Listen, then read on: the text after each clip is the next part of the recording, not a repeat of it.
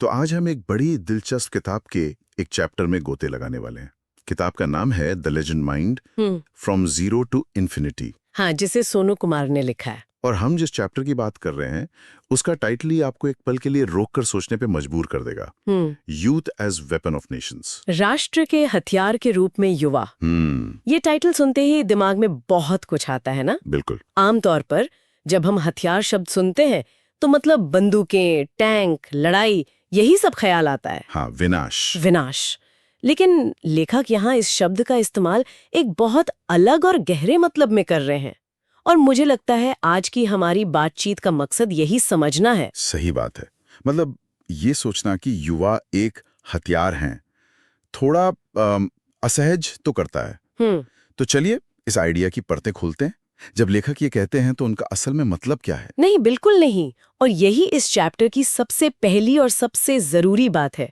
लेखक इस शब्द की परिभाषा ही बदल देते हैं। अच्छा। उनके लिए यहाँ हथियार का मतलब विनाश नहीं, बल्कि सशक्तिकरण है, प्रभाव डालना है, और दुनिया की दौड़ में आप कह सकती हैं अपने देश को आगे ले जाना है। ओके, तो ये एक तरह का मेटाफर है। मतलब युवाओं की ऊर्जा, उनके नए आइडियाज, उनका जुनून। हाँ, उनका जुनून, ये सब मिलकर एक ऐसी ताकत बनते हैं जिसे लेखक हथियार कह रहे हैं। एकदम सही। लेखक इसे कुछ हिस्सों में तोड़कर समझाते हैं।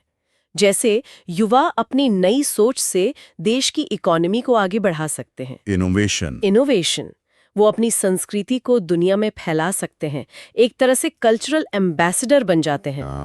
और वो देश में चल रही पुरानी सोच को बनाए रख सकते हैं या उसे चैलेंज करके बदल भी सकते हैं। यानी युवाओं को सिर्फ ऐसे लोग नहीं देखा जा रहा जिन्हें देश से कुछ मिलेगा, बल्कि उन्हें एक्टिव एजेंट्स के रूप में देखा जा रहा है। बिल्कुल, जिनकी ताकत को देश के बड़े लक्ष्यों के लिए इस्तेमाल किया जा सकता है। ये सोचने के तरीके में एक बहुत बड़ा बदलाव है। हाँ, और इस बदलाव को समझने के लिए लेखक हमें इतिहास में ले जाते हैं। हाँ, वो दिखाते हैं कि ये कोई नया कॉन्सेप्ट नहीं है, ये हमेशा से होता आया है। और यहाँ बात सच में दिलचस्प हो जाती है।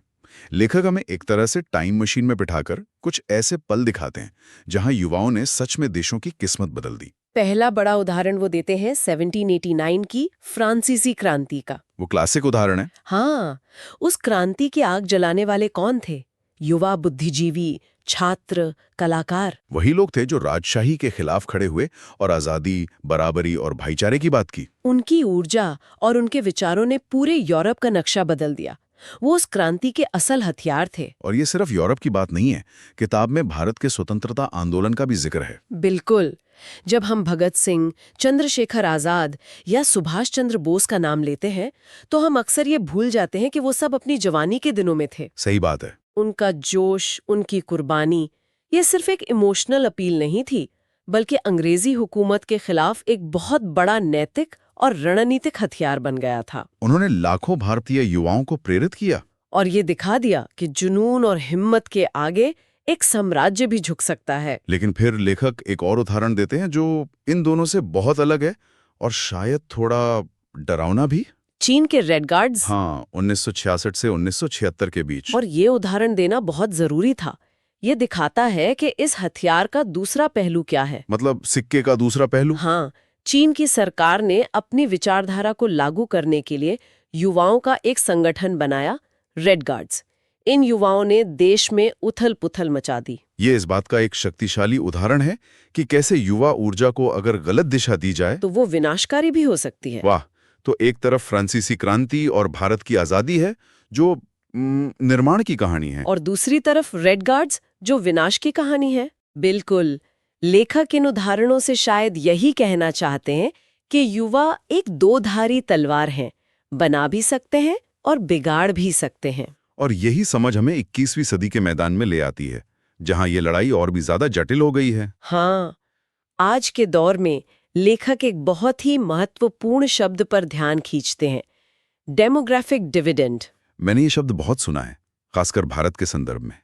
इसका आसान भाषा में क्या मतलब है? इसका सीधा सा मतलब है कि जिस देश में काम करने वाले युवाओं की आबादी उन पर निर्भर बच्चों और बूढ़ों की आबादी से ज्यादा हो, अच्छा। उस देश के पास एक सुनहरा मौका होता है। अगर इन युवाओं को अच्छी शिक्षा, सेहत और रोजगार दिया जाए तो वो देश की अर्थव्यवस्था को रॉकेट की तरह आगे ले जा सकते हैं। एक शक्तिशाली आर्थिक इंजन बन जाते हैं। बिल्कुल। किताब में भारत, नाइजीरिया और इंडोनेशिया जैसे देशों का नाम है और कहा गया है कि ये देश एक चौराहे पर खड़े हैं। क्योंकि उनके पास दुनिया की सबसे बड़ी युवा आबादी है। हाँ, ये उनके लिए एक बहुत बड़ा मौका है। लेखक बताते हैं कि ये युवा 3 मुख्य तरीकों से आर्थिक हथियार के रूप में काम करते हैं।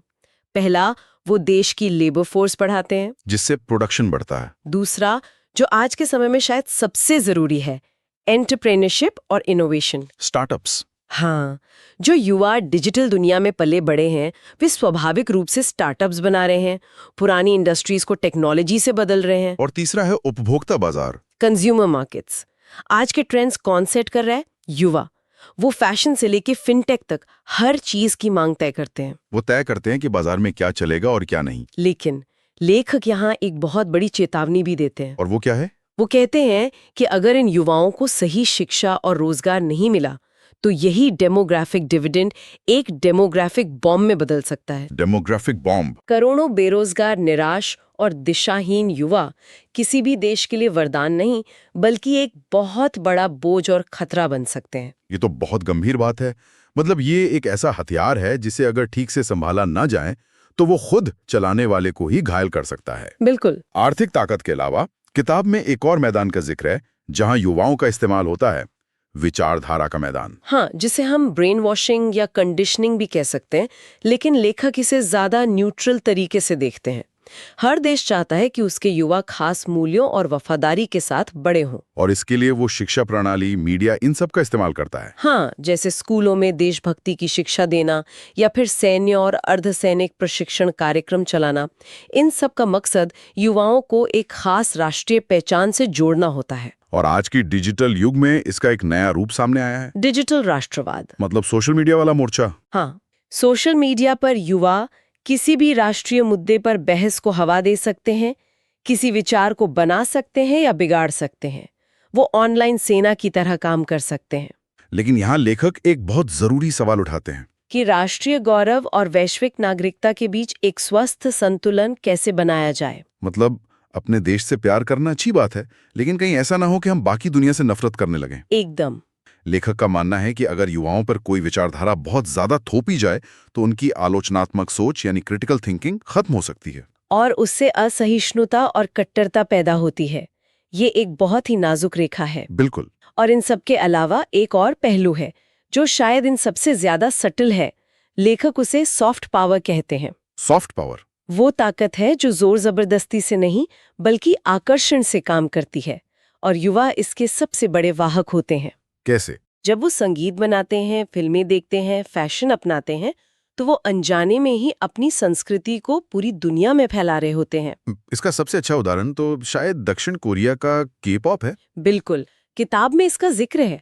कुछ साल पहले तक दुनिया में कितने लोग दक्षिण कोरिया के बारे में जानते थे, लेकिन आज BTS जैसे बैंड्स की वजह से पूरी दुनिया में युवा कोरियाई भाषा, खाना और संस्कृति को अपना रहे हैं। इन युवा कलाकारों ने अपने देश के लिए वो कर दिखाया जो शायद बड़े बड़े डिप्लोमैट्स भी नहीं कर सकते थे। किताब में अफ्रीकी युवाओं और एफ्रोबीट्स का भी जिक्र है, बर्ना बॉय जैसे कलाकार। और हम भारत के तकनीक प्रेमी युवाओं को कैसे भूल सकते हैं?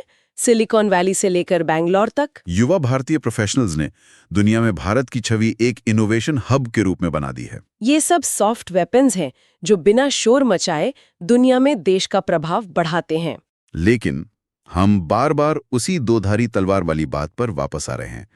लेखक इन सब अच्छी बातों के साथ साथ इसके खतरों पर भी बहुत जोर देते हैं। हाँ, क्योंकि इन खतरों को समझे बिना पूरी तस्वीर अधूरी है। पहला और सबसे बड़ा खतरा है कट्टरता, यानी रेडिकलाइजेशन। जब युवा निराश होते हैं, उन्हें लगता है कि सिस्टम में उनके लिए कोई जगह नहीं है, तो वो आसानी से चरमपंथी विचारधाराओं का शिकार बन जाते हैं। और दूसरा खतरा, जिसका जिक्र हमने रेड गार्ड्स के संदर्भ में किया था, वो है सत्तावादी शोषण। यानी जब सरकारें ही अपनी ताकत बनाए रखने के लिए या असहमति को कुचलने के लिए युवा संगठनों का गलत इस्तेमाल करती हैं। हिटलर यूथ इसका एक और भयानक उदाहरण है। और एक तीसरा खतरा भी है, ब्रेन ड्रेन। हाँ, जिससे भारत जैसे कई विकासशील देश जूझ रहे हैं। जब देश के सबसे प्रतिभाशाली युवाओं को अपने ही देश में अच्छे अवसर नहीं मिलते, तो वो देश छोड़कर चले जाते हैं। और इससे देश अपनी सबसे कीमती संपत्ति, अपने सबसे तेज दिमागों को खो देता है। बिल्कुल। ये तो बहुत ही गंभीर जोखिम है। तो फिर रास्ता क्या है? इस शक्ति का सही इस्तेमाल कैसे किया जाए? लेखक के अनुसार इसके लिए एक समग्र, एक होलिस्टिक अप्रोच चाहिए। ये सिर्फ सरकार की जिम्मेदारी नहीं है, बल्कि पूरे समाज की है। और वो अप्रोच क्या है? लेखक कुछ ठोस कदम सुझाते हैं। पहला, शिक्षा और कौशल में भारी निवेश करना, लेकिन सिर्फ किताबी ज्ञान नहीं। बल्कि ऐसी शिक्षा जो युवाओं को सोचना सिखाए, सवाल करना सिखाए। बिल्कुल। दूसरा, शासन में उनकी भागीदारी सुनिश्चित की जाए। नीतियां बनाते समय उनकी आवाज सुनी जाए। ये तो बहुत जरूरी है। जिन लोगों के लिए नीतियां बन रही हैं, उनसे पूछा ही नहीं जाता। सही बात है। इसके अलावा नागरिक जुड़ाव और नैतिक नेतृत्व को बढ़ावा देना, युवाओं को समाज सेवा और जिम्मेदारी के कामों के लिए प्रोत्साहित करना। और एक बहुत ही जरूरी बात जिसे हम अक्सर नजरअंदाज कर देते हैं, उनके मानसिक स्वास्थ्य और कल्याण की रक्षा करना। तो अगर मैं इसे समेटने की कोशिश करूं तो लेखक का मुख्य संदेश ये है कि युवाओं के साथ शतरंज के प्यादों जैसा व्यवहार मत करो, बल्कि उन्हें खेल में भागीदार बनाओ। आपने बिल्कुल सही पकड़ा। जब आप ऐसा करते हैं तो वो सिर्फ हथियार नहीं रहते, बल्कि वो एक न्यायपूर्ण, इनोवेटिव और मजबूत देश के निर्माता बन जाते हैं। उस समस्या का हिस्सा नहीं, बल्कि समाधान का सबसे बड़ा हिस्सा बन जाते हैं। एकदम। किताब का ये अध्याय एक बहुत ही दमदार विचार के साथ खत्म होता है। लेखक लिखते हैं, एक राष्ट्र जो अपने युवाओं का सम्मान करता है, उनमें निवेश करता है और उनकी सुनता है, वो सिर्फ खुद को सशस्त्र नहीं करता, वो खुद को भविष्य के लिए सुरक्षित करता है। Future proves itself. और फिर वो आखिरी लाइन जो इस पूरी चर्चा का सार है, राष्ट्रीय ताकत के विशाल शस्त्रागार में युवाओं से अधिक शक्तिशाली या कीमती कोई हथियार नहीं है। ये लाइनें सब कुछ कह देती हैं। ये हमें इस विचार के साथ छोड़ जाती है कि ये हथियार सिर्फ एक संसाधन नहीं है, बल्कि एक जिम्मेदारी है। आज की ये चर्चा हमें इस अध्याय के मूल विचार पर गहराई से सोचने के लिए छोड़ जाती है। लेखक ने युवाओं को एक राष्ट्र के सबसे शक्तिशाली हथियार के रूप में दिखाया है। एक ऐसा हथियार जो बना भी सकता है और मिटा भी सकता है। हाँ।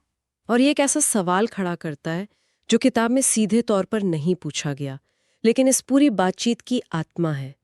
अगर किसी देश का सबसे कीमती हथियार उसके युवा हैं, तो उस देश का भविष्य क्या होगा जहां इस हथियार को नजरअंदाज किया जाता है, उसे जंग लगने के लिए छोड़ दिया जाता है, या उसे इतना मजबूर कर दिया जाता है कि वो अपने ही बनाने वाले के खिलाफ उठ खड़ा